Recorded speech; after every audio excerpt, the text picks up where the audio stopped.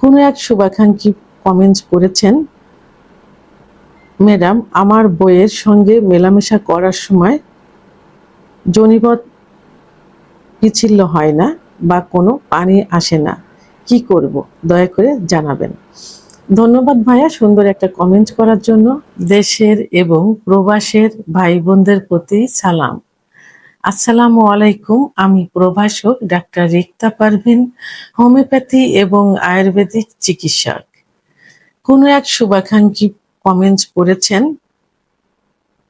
Madam আমার বইয়ের সঙ্গে মেলামেশা করার সময় জনিপথ পিচ্ছিল হয় না বা কোনো পানি আসে না, কি করব দয়া করে জানাবেন। ধন্যবাদ ভাইয়া সুন্দর একটা কমেন্ট করার জন্য। অনেক পুরুষ ভাইয়েরাই কিন্তু এটা বলে থাকেন যে সহবাসের সময় স্ত্রীর জনিপথ ভেজে না বা কামরস আসে না, সহবাসে অনেক কষ্ট হয়।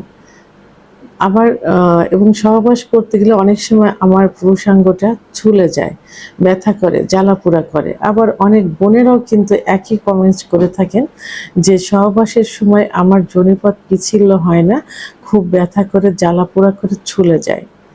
এখন কি করতে পারি? এখন সব ভাই বোনের কমেন্ট, একই কমেন্টসের অ্যান্সার করার জন্য আমি ভিডিও আকারে এসেছি, যাতে সবাই জানতে পারে, শুনতে পারে এবং শিখতে পারে। আসলে যৌনিপথ পিচ্ছিল হয় না বা কোনো পানি আসে না বা কামরাস আসে না, এটা বিভিন্ন কারণে হয়ে থাকে।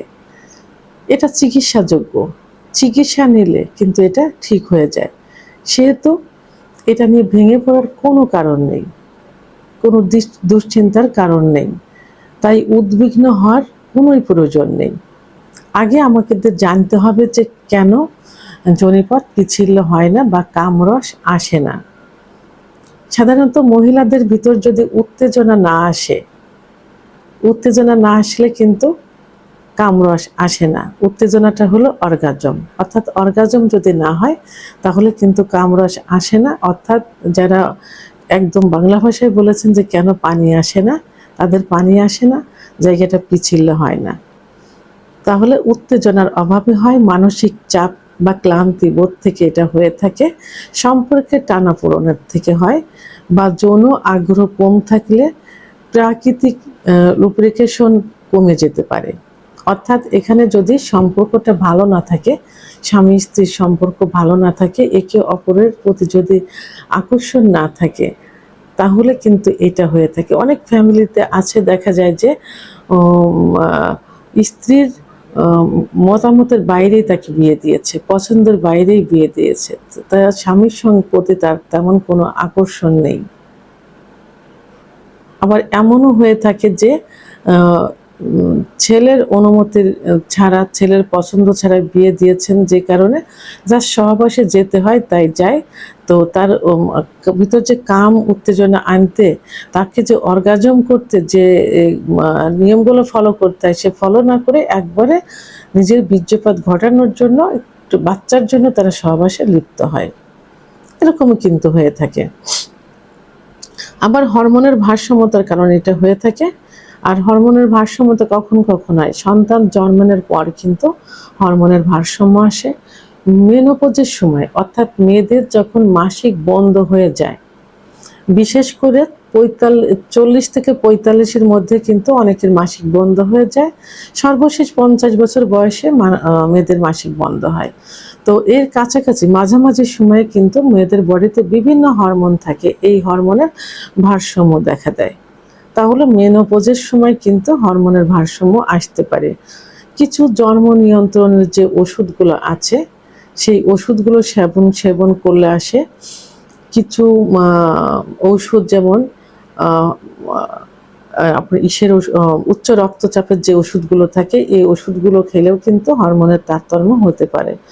স্তনদানকালে, যখন বাচ্চা ডেলিভারির পরে, যখন বাচ্চা বুকের দুধ পান করে, তখন কিন্তু হরমোনের ইমব্যালেন্স হয়, হরমোনের ভারসাম্যতা হয়, তখনও কিন্তু এটা হতে পারে।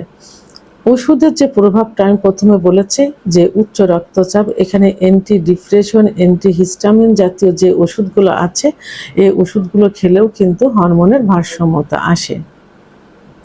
তো আমরা সাধারণত জানি যে মেয়েদের ইস্ট্রোজেন হরমোন কমে গেলে, প্রোলাক্টিন হরমোন বেড়ে গেলে যৌন অক্ষমতা আসে। এক কথায় এই হরমোনগুলোর কারণেই হয়।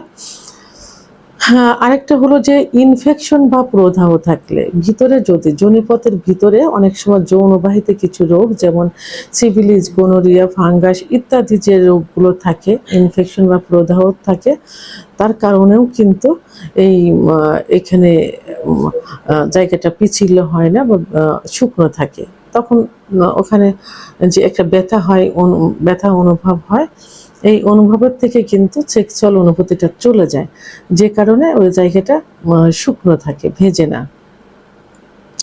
মানসিক কিছু চাপ থাকে, ফ্যামিলিগত কিছু চাপ থাকে, এবং স্বামীর সঙ্গে কিছু দ্বন্দ্ব থাকে।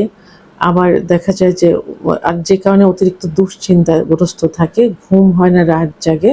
অনেক মেয়েরা আবার ধূমপান, মদ্যপান করে, যে কারণেও কিন্তু হরমোন কমে যায় ইত্যাদি কারণে, এবং পরিমিত পরিমাণ পানি না খাওয়া, পুষ্টিকর খাবার না খাবার কারণে কিন্তু মেয়েদের এই সেক্সুয়াল বা যৌন অক্ষমতা চলে আসে। তো এখন এই যে সমস্যাগুলো, এই সমস্যাগুলোর জন্য কি করতে হবে? সাধারণত মেয়েদের যে সেক্স হরমোন, ইস্ট্রোজেন হরমোন কমে গেলে, প্রোলাক্টিন হরমোন বেড়ে গেলে যে সমস্যাগুলো হয়, এর জন্য আপনাকে একজন যৌন রোগ বিশেষজ্ঞ ডাক্তারের কাছে যেতে হবে, এবং বিশেষ করে একজন অভিজ্ঞ সম্পন্ন রেজিস্ট্রারকৃত হোমিওপ্যাথি আয়ুর্বেদিক ডাক্তারের শরণাপন্ন হতে হবে। কারণ হোমিওপ্যাথি এবং আয়ুর্বেদিকে মেয়েদের জন্য, ছেলে মেয়ে উভয়ের জন্য পার্শ্ব প্রতিক্রিয়া মুক্ত কিছু ওষুধ আছে। সাধারণত মেয়েদের সেক্সুয়াল ওষুধ কিন্তু খুবই কম থাকে। তো সেক্ষেত্রে হোমিওপ্যাথিতে লক্ষণ বুঝে এবং আয়ুর্বেদিকের লক্ষণের উপর ভিত্তি করে অনেক ভালো ভালো মেডিসিন রয়েছে, যেগুলো সেবন করলে ইস্ট্রোজেন হরমোনটা বেড়ে যাবে। তাই এই জন্য একজন অভিজ্ঞ সম্পন্ন রেজিস্ট্রারকৃত হোমিওপ্যাথি ডাক্তারের শরণাপন্ন হতে হবে। এবং যদি সিফিলিস, গোনোরিয়া ইত্যাদি রোগের লক্ষণ দেখা যায় এবং অতিরিক্ত যদি লিউকোরিয়া যায়, সেক্ষেত্রে একজন গাইনোকোলজিস্ট অথবা একজন অভিজ্ঞ সম্পন্ন হোমিওপ্যাথি ডাক্তারের শরণাপন্ন হতে হবে।